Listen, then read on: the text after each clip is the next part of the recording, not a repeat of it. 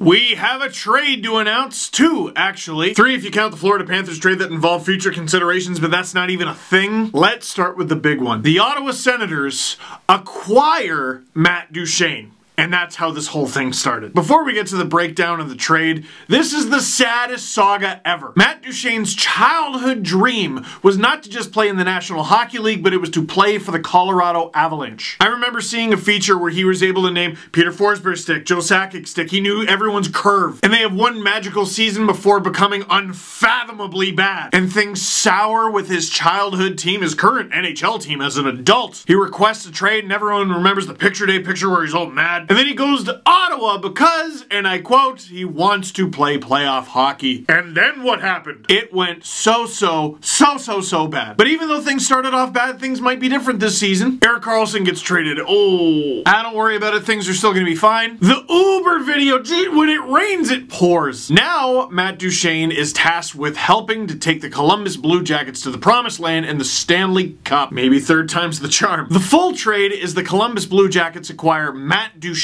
and Julius Bergman. Ottawa acquires Jonathan Davidson, Vitaly Abramov, a 2009 first-round pick belonging to Columbus, and a conditional 2020 first-round pick belonging to Columbus. The prospects are great, and we'll get to them in a second, but the juiciest part is the picks. Well, I suppose the juiciest part is Matt Duchene, but that's obvious. He goes to the Blue Jackets and makes them better. More depth down the middle, they become faster, they become more of a scoring threat right away. And they give up nothing off their current roster, which is a huge bonus for them. From Sportsnet's Chris Johnston, here are the conditions on the draft picks. Should the draft lottery render the 2019 first-round selection a top 3 pick, the Senators will receive Columbus's 2020 first-round selection instead. So, if you can imagine a scenario, which apparently Jarmo Kekalainen could, where the Columbus Blue Jackets don't make the playoffs, they win one of the lottery picks, it does not go to Ottawa. Which I gotta imagine was an awkward conversation to have. Yeah, I want a lottery protect that pick. Why? Because I don't want to end up like you. Chris continues. If Duchene signs a 2019-2020 contract with the Blue Jackets,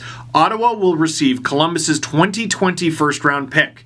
If the 2019 pick moves to 2020 as a result of the lottery and Duchene signs with Columbus, the 2020 conditional pick would move to 2021. Now, would Matt Duchene re-sign with Columbus if they didn't even make the playoffs after all this? I highly doubt it, so that last scenario is pretty doubtful. But basically, Columbus, who got a lot better today but are still in a dogfight for the playoffs, protect themselves a bit. Big picture, I don't see how Columbus could trade either of Sergei Bobrovsky or Artemi Panarin after this. Any trade involving those two has to at least help the Blue Jackets now. If it doesn't make them better, it's at least got to be break even. They get another player who's got a little bit of term, or maybe a player who's not quite as good but still decent, and they get some futures as well. Because Columbus was the wild card in all this. Are they a buyer? Are they a seller? Are they a tinkerer? The answer right now would appear to be buyer, but there's still a few days left before the deadline. The prospects. Going to Columbus along with Matt Duchene is Julius Bergman.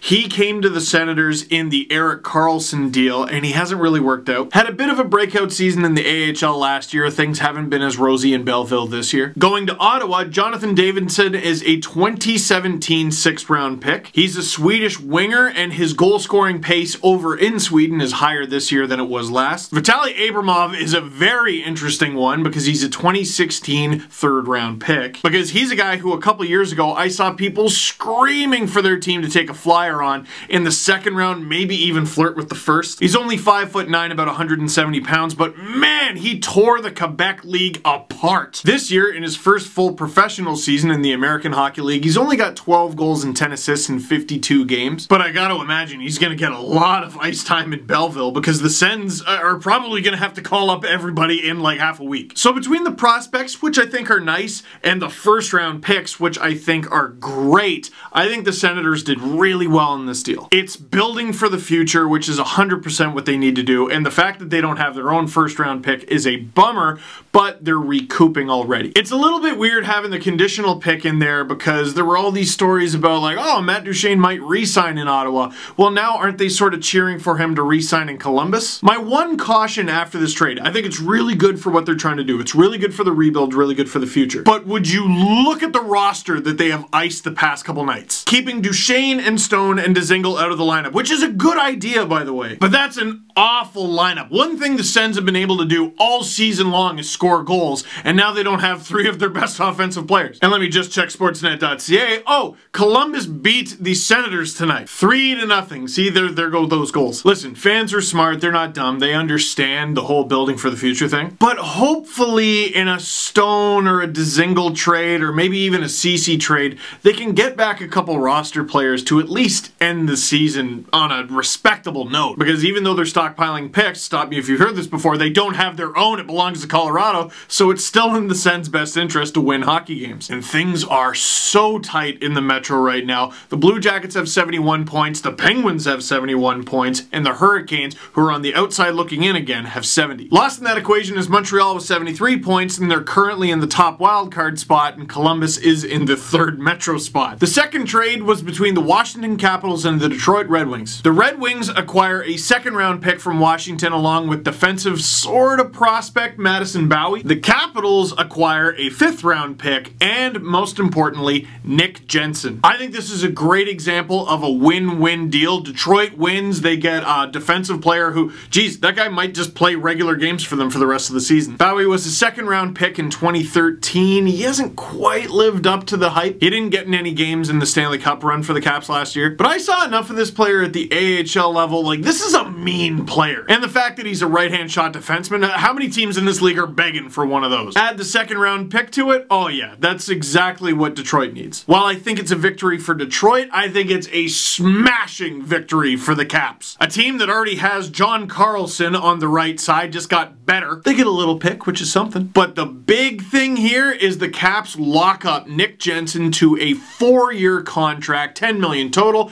Do a little bit of math, that's 2.5 per season. The fact that they got this player, they get to keep this player, and he's a good player, that's an amazing deal for the Capitals. I'm a little bit surprised Detroit didn't have some sort of condition on the draft pick. A 2nd-round pick for a player you get to keep for almost half a decade? To take it. And I love this not just because I think it's a good trade. It is a message from the Capitals. They don't just want a repeat. Ovechkin's gonna win the Rocket Richard Trophy again this year. He's a monster. It's silly. But even though it's not this year, it could be next year, or the year after that, or the year after that. Father Time always wins. Even if it's 5 or 6 or 7 years from now, eventually Ovechkin's gotta slow down, right? This makes the Capitals stronger for the remainder of Ovechkin and Nicklas Backstrom's best years. Well, scored 60+ goals that one time. His best remaining years. Underrated, really good thing for the Capitals in this trade is they take a lot of penalties, and Jensen doesn't. Last year, he only had 27 penalty minutes in 81 games. This season, he only has 17 penalty minutes in 60 games. 5 of those minutes come from a fight he had against Jake Muzzin early in the season, so he's only taken 6 minor penalties. That's really good. So, I like doing videos like this because it's a bit of a time capsule. I just made a video talking about 2 trades involving 4 teams, and I think all 4 teams did great. Time, and by time I mean like a month or 2, is gonna prove me stupid. Every pick and prospect that doesn't work out is the selling team being stupid. And every team that does not win the Stanley Cup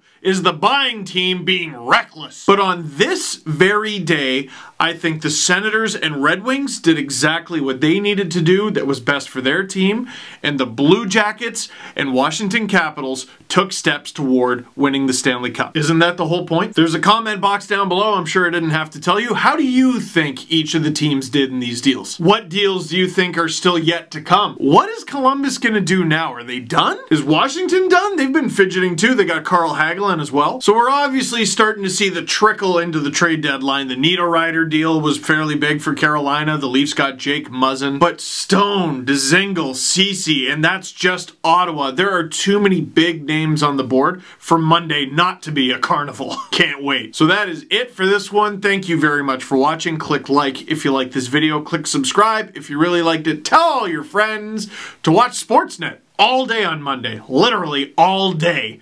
Because it's the trade deadline, man.